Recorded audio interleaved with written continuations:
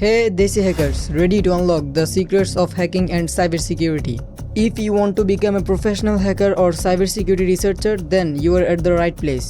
এই চ্যানেলে আমি step by step tutorials, live hacking demos and cyber security related videos upload করব। So get ready and let's get started.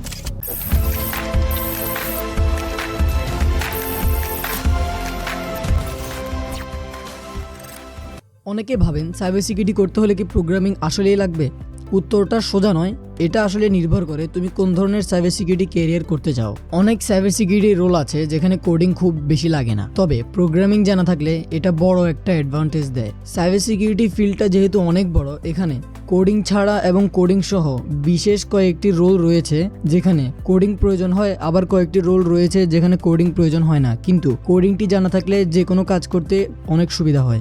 যেমন ethical hacking, malware analyst, এক্ষেত্রে coding অনেক বেশি দরকার হয়। আবার এসওসি অ্যানালিস্ট বা সিকিউরিটি অ্যানালিস্ট, এক্ষেত্রে কোডিং এত বেশি প্রয়োজন হয় না। ধরতে গেলে কোডিং প্রয়োজনই হয় না, কিন্তু আমার হিসেবে জানা থাকলে অনেক ভালো। কোডিং বলতে এমন না যে তোমাকে নিজে থেকে কোড টাইপ করতে হবে। কোডিং জানা থাকা বলতে বোঝানো হয়েছে যে কোনো একটি কোড তোমার সামনে থাকলে তা তুমি পড়ে বুঝতে পারবে যে ওই কোডের মাধ্যমে কোন ফাংশনটি ডিটেক্ট করছে এবং ওই কোডের মাধ্যমে ওয়েবসাইটের কোন ফাংশনটি রান হচ্ছে। তাহলে ম্যালওয়্যার ডিটেক্ট করতে সুবিধা হয়। তাই প্রোগ্রামিং বাধ্যতামূলক না, কিন্তু জানা থাকলে সাইবার সিকিউরিটি ক্যারিয়ারে অনেক বেশি সুযোগ পাওয়া যায়। সব সাইবার সিকিউরিটি রোলে স্ট্রং প্রোগ্রামিং স্কিল দরকার হয় না।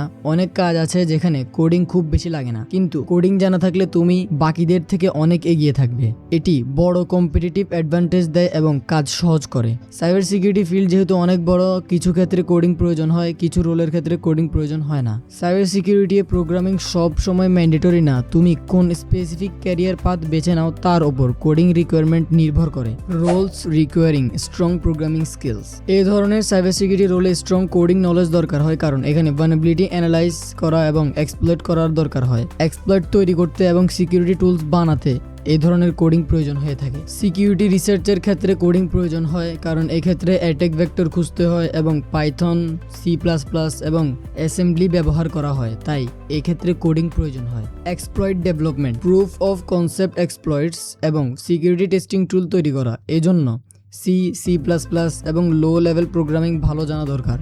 Malware analysis, malicious software analyse করা, তার বিহেভিয়ার বোঝা, ডিটেকশন টুল লেখা, এক্ষেত্রে পাইথন এবং অ্যাসেম্বলি ব্যবহার করা হয়। সিকিউরিটি টুলসগুলো ডেভেলপ করতেও কোডিংয়ের প্রয়োজন হয়। এক্ষেত্রে যে প্রোগ্রামিং ভাষাগুলো সবচেয়ে বেশি রিকোয়ারমেন্ট থাকে তা হলো পাইথন এবং জাভাস্ক্রিপ্ট। অনেক সাইবার সিকিউরিটি রোল রয়েছে যেখানে কোডিং খুব কম বা একদম লাগে না। এখানে বেশি ফোকাস করা হয় মনিটরিং, অ্যানালিসিস এবং কমপ্লেইন্স এর উপর। এক্ষেত্রে কিছু রোল রয়েছে যেমন SOC analyst, security system monitor করে, অ্যালার্টস অ্যানালাইজ করে এবং ইনসিডেন্ট হ্যান্ডেল করে। Security analyst, security posture assess করা এবং সিকিউরিটি ইমপ্রুভমেন্টস রিকমেন্ডেড করা। Incident responder, security behaviours investigate করা এবং থ্রেটস কন্টেইন করা। সিকিউরিটি অপারেশনস, ফায়ারওয়ালস এবং সিকিউরিটি ইনফ্রাস্ট্রাকচার ম্যানেজ করে। এই ধরনের রোলে প্রোগ্রামিং খুব বেশি প্রয়োজন হয় না, তবে বেসিক টেকনিক্যাল নলেজ থাকলে কাজ করাও আরো সহজ হয়ে যায়। যদিও সব রোলের জন্য কোডিং বাধ্যতামূলক না, তবুও প্রোগ্রামিং শেখা অনেক সুবিধা দেয় এবং তোমার সাইবার সিকিউরিটি স্কিলকে আরো বেশি শক্তিশালী করতে সাহায্য করে। এর মাধ্যমে সফটওয়্যার ইন্টারনাল ওয়ার্ডসগুলো ভালো করে বোঝা যায় এবং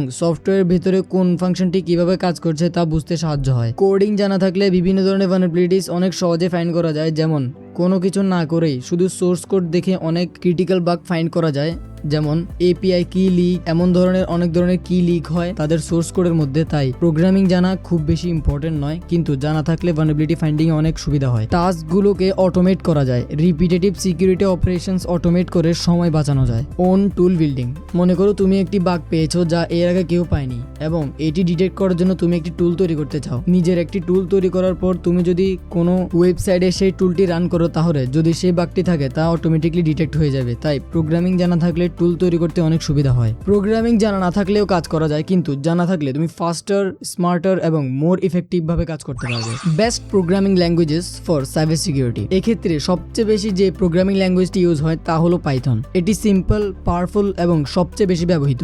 সিকিউরিটি অটোমেশন, টুল ডেভেলপমেন্ট এবং ডেটা অ্যানালিসিস এর জন্য পারফেক্ট। এরপর রয়েছে JavaScript, web application security testing, XSS attacks বোঝা এবং ওয়েব বেসড ভালনারেবিলিটিস অ্যানালাইজ করার জন্য এসেনশিয়াল। এর সাথে চাইলে C++ ও শেখা যায়, যা অনেক বেশি কাজে দেবে। এবং টুল বিল্ডিং এর জন্য ব্যাশ স্ক্রিপ্টিং অনেক বেশি ইম্পর্টেন্ট। এর মাধ্যমে ব্যাশ স্ক্রিপ্ট লিখে টুল রান করা হয়। ব্যাশ স্ক্রিপ্টিং এর মাধ্যমে মূলত লিনাক্স বেসড টুল তৈরি করা হয়। আমার মতে সাইবার সিকিউরিটি শিখতে গেলে পাইথন দিয়ে শুরু করলে অনেক সহজ হয়। তারপর নিজের ইন্টারেস্ট অনুযায়ী অন্য ল্যাঙ্গুয়েজ শেখা দরকার, কারণ পাইথন একটি সহজ ল্যাঙ্গুয়েজ যা সহজেই শেখা যায় এবং এর মাধ্যমে স্টার্ট করলে তুমি সহজেই যে কোনো টুল বিল্ড করতে পারবে। তুমি চাইলে আমার এর আগের ভিডিওগুলো দেখে আসতে পারো, সেখানে আমি বর্ণনা করেছি ইথিক্যাল হ্যাকিং কি।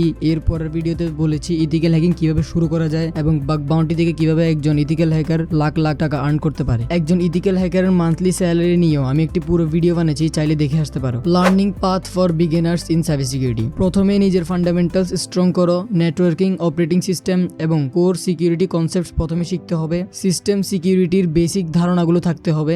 এরপরে শিখবে প্রোগ্রামিং। সাইবার সিকিউরিটি জার্নিতে আগানোর সাথে সাথে পাইথন এবং স্ক্রিপ্টিং শেখা অনেক জরুরি। এটা তোমার অটোমেশন, টুল বিল্ডিং এবং অ্যাডভান্স টাস্ক সহজ করবে। প্রথমে প্রোগ্রামিং শেখার জন্য উৎসুক হয়ে লাভ নেই। প্রথমে নেটওয়ার্ক, অপারেটিং সিস্টেম এবং সিকিউরিটি ফান্ডামেন্টালস শিখো। এরপরে ধীরে ধীরে প্রোগ্রামের দিকে আগাবে। সিস্টেমকে বোঝার চেষ্টা করো যে একটি সিস্টেম কিভাবে কাজ করে, দুটি সিস্টেমের মধ্যে কিভাবে তথ্য আদান প্রদান হয়। প্যাকেট ম্যানেজমেন্ট শিখতে হবে।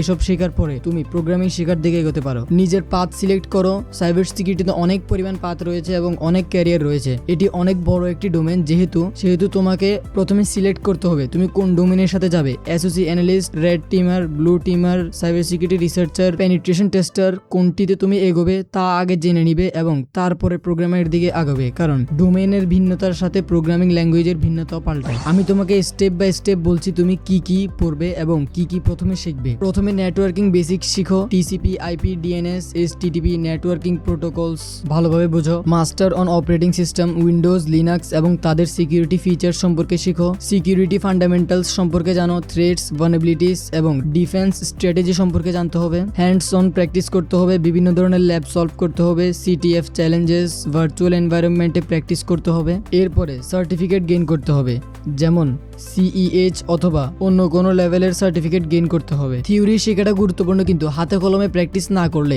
স্কিল গ্রো হবে না এবং ল্যাবস এবং সিটিএফ চ্যালেঞ্জের অ্যাক্টিভ থাকতে হবে। শেষে আমি এটাই বলবো যে সব সাইবার সিকিউরিটি রোলে প্রোগ্রামিং বাধ্যতামূলক নয়, কিন্তু এটি একটি ভ্যালুয়েবল স্কিল যা অ্যাডভান্সড পজিশনে যাওয়ার জন্য খুব কাজে। সিকিউরিটি ফান্ডামেন্টালস দিয়ে শুরু করো, তারপর প্রয়োজন অনুযায়ী প্রোগ্রামিং অ্যাড করবে। ফোকাস রাখো সিস্টেম বুঝতে এবং উইকনেস খুঁজে বের করতে। প্রোগ্রামিং কেবল তোমার শক্তি বাড়ায়, কিন্তু সব কাজের মূল নয়। এমনই সকল ভিডিওর জন্য চ্যানেল সাবস্ক্রাইব করো এবং চ্যানেলের সকল ভিডিওগুলো ভিজিট করে দেখো।